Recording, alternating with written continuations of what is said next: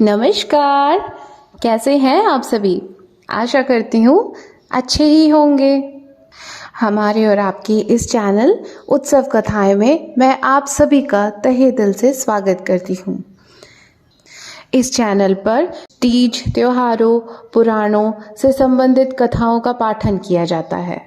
आज की ये कहानी मैंने प्रेरक कहानियों के भाग 1308 में से ली है, जिसका शीर्षक है कंजूसी का परिणाम। आइए कहानी की शुरुआत करते हैं। एक गरीब ब्राह्मण था। उसको अपनी कन्या का विवाह करना था, तो उसने विचार किया कि कथा करने से कुछ पैसा आ जाएगा तो काम चल जाएगा। तो ऐसा विचार करके उसने भगवान राम के एक मंदिर में बैठ के कथा करना आरंभ कर दिया। भाव ये था कि कोई श्रोता आए चाहे न आए, पर भगवान तो मेरी कथा सुनेंगे ही ना। तो पंडित जी की कथा में थोड़े से श्रोता आने लगे। एक बहुत ही कंजूस सेठ आया। एक दिन वो मंदिर में आकर बैठा। जब वो मंदिर की परिक्रमा कर रहा था, तब उसको मंदिर में भीतर से कुछ आवाज़ें सुनाई दे रही थी। ऐसा लग रहा था कि कोई दो व्यक्ति आपस में बात कर रहे हैं। सेठ ने कान लगाकर सुना। भगवान राम हनुमान जी से कह रहे थे कि इस गरीब ब्राह्मण के लिए 100 रुपए का प्रबंध कर देना, जिससे इसका कन्यादान हो सके। तो हनुमान जी ने कहा कि ठीक है महाराज, इसको 100 रुपए पैदा करवा दूंगा मैं। तो सेठ ने ये सुना, तो वो कथा के समाप्ति के बाद पंडित जी से मिले और उनसे पूछा कि महाराज, कथा में रुपए पैदा हो रहे हैं कि नहीं। तो पंडित जी बोले कि श्रोता लोग तो बहुत ही कम आते हैं, रुपए कैसे पैदा हों। सेठ ने कहा कि मेरी एक शर्त है, कथा में जितना भी रुपया आएगा ना, वो सारा मेरे को दे देना और मैं आपको 50 रुपये दे दूंगा बदले में। तो पंडित जी ने शर्त स्वीकार कर ली। तो बहुत भोले पंडित थे। उन्होंने सोचा कि कथा में इतने रुपए तो आएंगे नहीं, पर सेठ से 50 रुपये तो मिल ही जाएंगे। पुराने ज़माने में 50 रुपये भी बहुत ज़्यादा हुआ करते थे।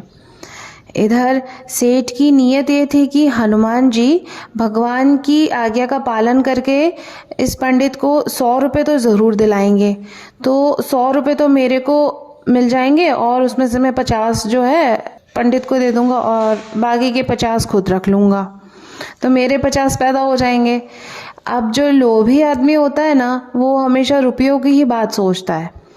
तो इसलिए भगवान और हनुमान जी की बातें सुनकर सेठ में भगवान के प्रति भक्ति तो उत्पन्न नहीं हुई, उल्टा उसने लोभ को ही पकड़ लिया। कथा की पूर्ण आहुति होने पर सेठ पंडित के पास में आया। उसको आशा थी कि आज तो 100 रुपये भेंट में आए होंगे। तो पंडित जी ने कहा कि भाई, आज तो भेंट बहुत ही थोड़ी सी आई है, बस 5-7 रुपये ही आए हैं। अब सेठ बेचारा क्या करे। उसने अपने वायदे के अनुसार पंडित जी को 50 रुपये दे दिए। अब तो उसको लेने के देने पड़ गए।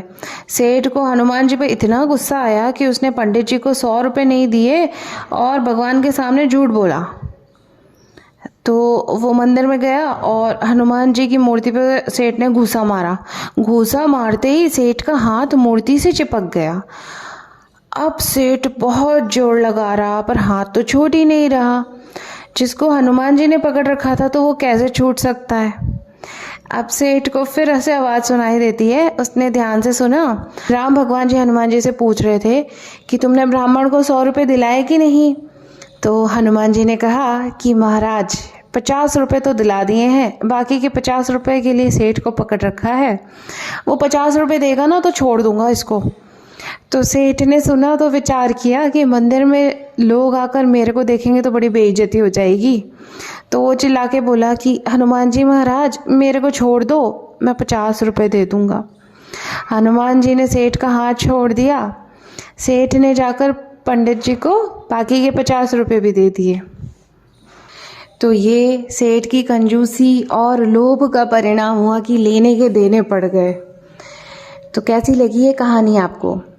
आशा करती हूँ अच्छी ही लगी होगी। अगर ये कहानी आपको अच्छी लगी हो तो कृपया करके इस चैनल को लाइक, शेयर, सब्सक्राइब अवश्य करें।